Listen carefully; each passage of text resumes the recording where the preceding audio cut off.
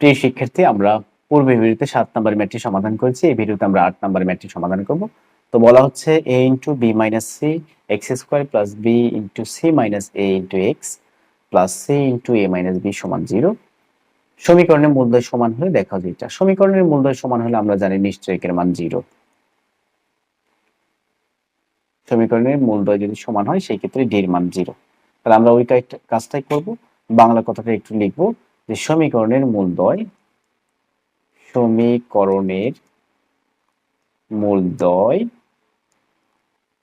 সমান হলে d = 0 হয়। নিজের মতো করে একটু লিখতে হবে, বা পৃথকের মান 0 বা নিশ্চয়কের মান 0। হ্যাঁ, সমীকরণের মূলদ্বয় সমান হলে d = 0 হয়, বাস। তাহলে d বের করেন। d হচ্ছে b², b হচ্ছে x এর সহগ, b হচ্ছে x এর সহগ, b² - 4 a হচ্ছে x² এর সহগ, a * b - c, এটা হচ্ছে আপনার 4a, এই পুরাটা হচ্ছে a, আর c কত? c হচ্ছে c * a - b, এটা হচ্ছে আপনার c, 4ac = 0। সেকেন্ড ব্র্যাকেট দিয়ে দেব। এখানে তো সেকেন্ড ব্র্যাকেট না, এটা সেকেন্ড ব্র্যাকেট না, এটা দিলে থার্ড ব্র্যাকেট দিতে হবে, আর দেওয়ার প্রয়োজনও নাই এটা। তাহলে আমাদের টার্গেট কি ছিল? b² - 4ac = 0 লেখা। এখন আমরা এটাকে ক্যালকুলেশন করব। ক্যালকুলেশন করলেই আমাদের left hand side right hand side মিলিয়ে যাবে আশা করা যায়। b², আর এটাকে আমরা দেখছি সূত্র পড়ে গেছে c - a² মানে a - b², তাহলে a² - 2ab + b², 4 a এবং c গুণ করে দেই, এবং b - c a - b কে গুণ করে দেবো। আচ্ছা, পরের লাইনে গুণ করি, সমস্যা নাই। b - c a - b = 0। পরের লাইনে গুণ করব। এখানে ডিরেক্টলি গুণ করে দেই। b² * c² - 2b² ca, এখানে গুণ করলে হবে a² b² -4ac কে ঠিক রাখি। এই দুটোকে একটু গুণ করে দেই। গুণ করে দিলে b এর সাথে a গুণ করলে হবে ab, b এর সাথে b গুণ করলে হবে -b², c এর সাথে c এর সাথে a গুণ করলে হবে -ac, c এর সাথে -b গুণ করলে হবে -a plus bc = 0। b² c² - 2b² ca plus a² b² minus এই 4ac দিয়ে গুণ করে দিচ্ছি, 4a² আর b এর সাথে c গুণ করলে হবে bc, তাহলে 4a² bc মাইনাসে প্লাস 4ac b², আমি নরমাল ভাবে গুণ করছি, মাইনাসে প্লাস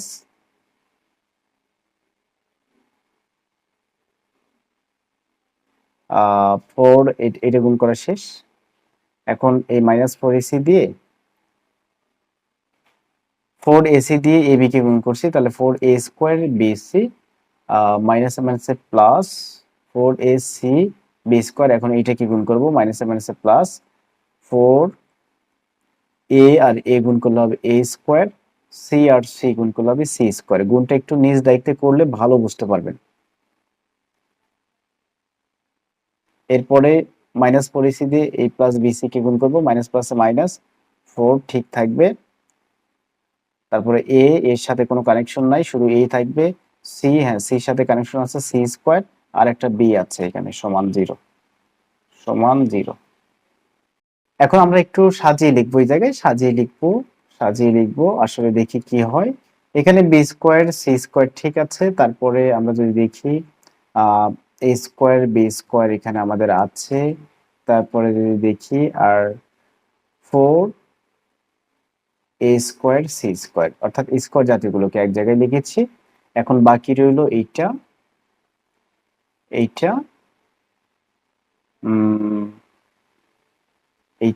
আর হচ্ছে এইটা। এগুলোর ভিতরে কি যোগ বিয়োগ করা যায়?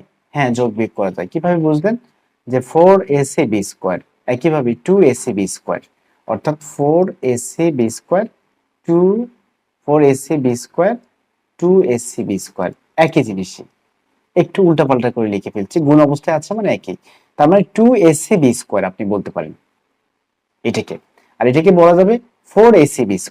তার মানে চারটা থেকে দুইটা বিয়োগ করলে দুইটা থাকবে, 2ac² থাকবে, 2ac² থাকবে, বুঝতে হবে। হ্যাঁ, 2ac²।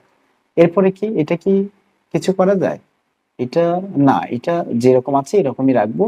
4a² মাইনাস 4ab² একটু সাজা লিখছি এটাকে, 4ab, এ আগে দিছি, তারপরে বি দিছি, তারপরে c² লিখছি। এই হচ্ছে তাহলে b²c², a²b², 4a²c²। এরপরে দেখছি যে এই দুইটার ভিতর থেকে আমাদের কি করা যাচ্ছে, এই দুইটা থেকে আমরা যোগ বিয়োগ করতে পারতেছি, মানে চারটা থেকে দুইটা বাদ দিতে পারতেছি। 4ac² থেকে 2ac² কে বাদ দিতে পারতেছি, তার মানে মাইনাস, মাইনাস না এখানে প্লাস হবে, কারণ বড়র সামনে প্লাস চিহ্ন।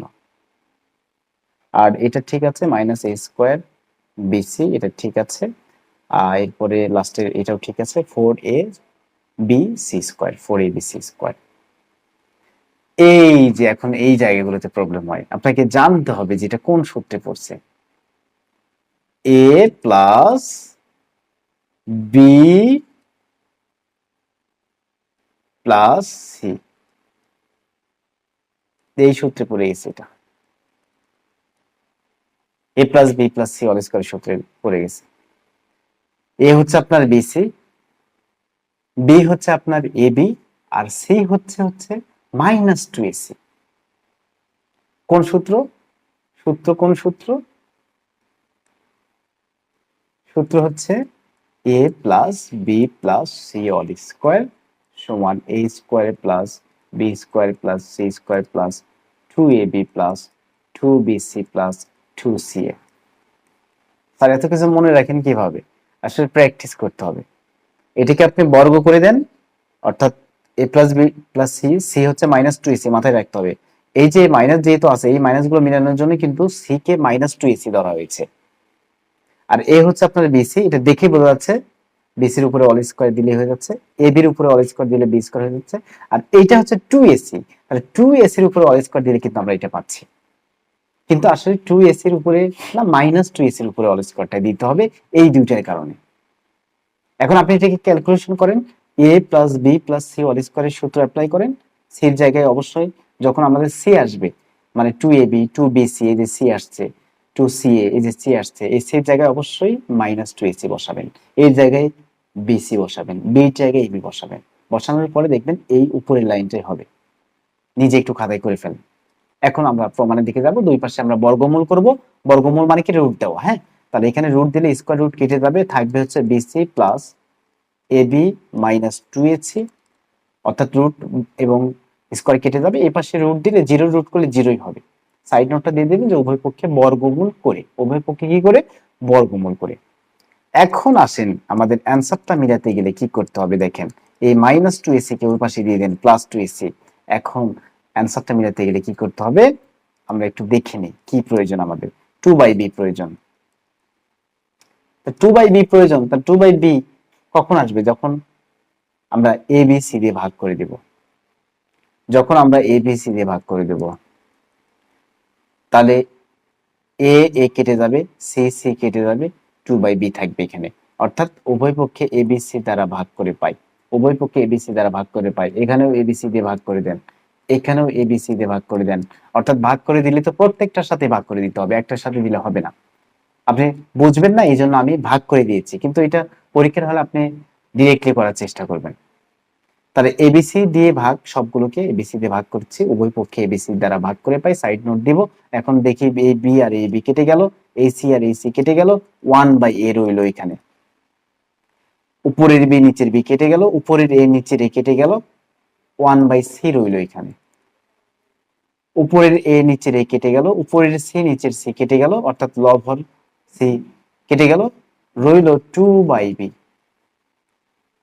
প্রুফড। ঠিক আছে, আমরা নেক্সট ভিডিওতে অন্য ম্যাথ সমাধান করব।